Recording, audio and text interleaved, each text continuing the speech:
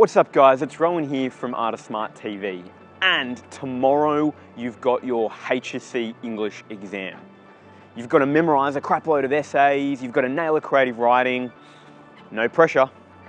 But seriously, the night before your English exam or assessment, what on earth should you be doing to give yourself the best opportunity to ace the exam the next day?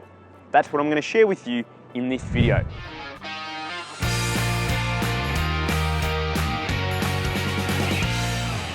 So the first thing that you need to be doing the night before your English exam or assessment is writing practice essays.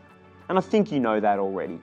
The reason why is writing practice essays is number one, going to help you get some pattern recognition and some familiarity with the typical types of questions that you're going to receive. Number two, it's also going to help you though actually learn and remember all your quotes, your examples, your themes, which is going to be really, really important. So there are two key reasons why practice essays the night before is key.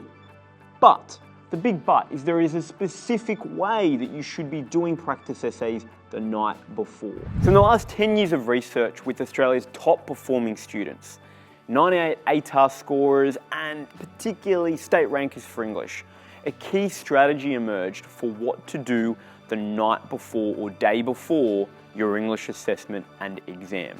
And that's called the rule of three. And it's really, really simple.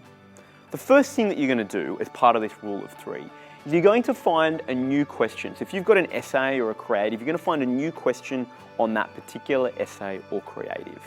And then what you're going to do is in timed conditions, you're going to respond to that new question, but you're going to do it entirely open book. So you'll have your model essay or your creative or your notes all in front of you, and you're going to use these in the time conditions to respond to that question.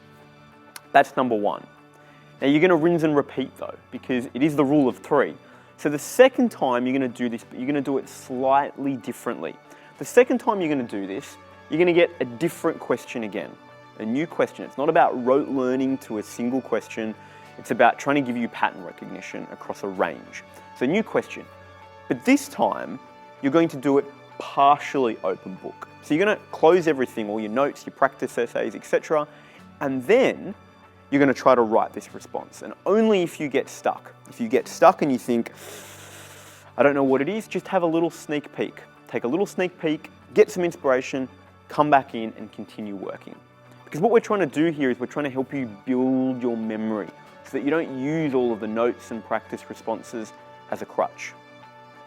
There's one final step here, because it is the rule of three. And the third and final step that you're going to do is, yes, you've guessed it. You're going to get another new question. That's right, your third question. And this time what you're going to do is you're going to respond to that question entirely closed book in timed conditions. So essentially it's going to be like the exam that you're going to be facing the next day. Unseen question, time conditions, no notes, you've got to get in there and you've got to respond to it in the time available. So that's the rule of three, really, really simple. But why? Why does this work? What's the benefits of this strategy the day and the night before your English exam? So why does this work? Well, firstly, it gets you exposed to all the possible types of questions you could receive in your exam tomorrow. So it means that when you go into the exam, you're not going to be looking at them for the first time and having a bit of a freak out moment about how you handle it. The second reason it works is that rather than going in with a memorized response and just writing that out, which teachers are going to know immediately and you're not going to do very well, what this is actually helping you do is practice a really critical skill. The skill of getting into timed conditions, looking at an unseen question, and being able to take all that you know and all your model responses and adapt it to answer the specific question in front of you. You don't want to do that for the first time in the exam tomorrow. So the rule of three helps you practice it now. And the third and final benefit is that you're going to know your quotes and examples and themes back to front. Incredibly memorized. So they're the three reasons why the rule of three is incredibly powerful. Now, the second thing that you can do the night before your assessment and exam for HSC English is to get some sleep. I know that sounds sort of obvious, oh yeah, you know, the typical advice, but there's a really important reason. If you lose sleep, if you haven't slept for 17 to 19 hours, studies show that it's the equivalent of turning up to an exam over the blood alcohol limit, drunk. So the cognitive impact it's going to have on you is going to be huge, particularly in a 2-hour paper tomorrow. So make sure you get sleep tonight. Don't sacrifice sleep for thinking that doing a bit of extra work on your English is really going to make a difference. Because you're going to find that your cognitive performance the next day is going to be so much lower that you're not going to be able to respond to the questions in the way you need to.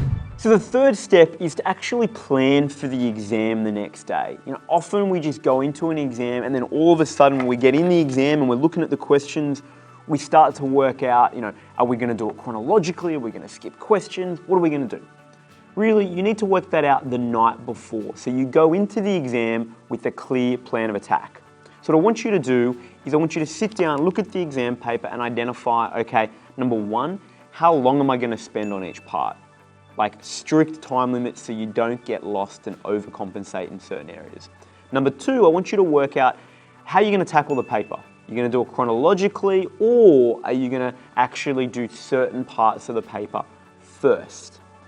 Get the plan in your mind, get confident about that plan, because then you'll be mentally prepared the next day when you walk into that exam to execute on your plan rather than make it up as you go. So that's it, guys. That's 3 practical things that you can do the night before you have your HSC English exams. If you're stressing out while you're watching this right now, leave a comment below and myself or one of the team will do our best to respond and help you prep for that exam. Also, make sure you hit the subscribe button, hit the little bell for notifications. We're bringing you videos every single week. See you next week.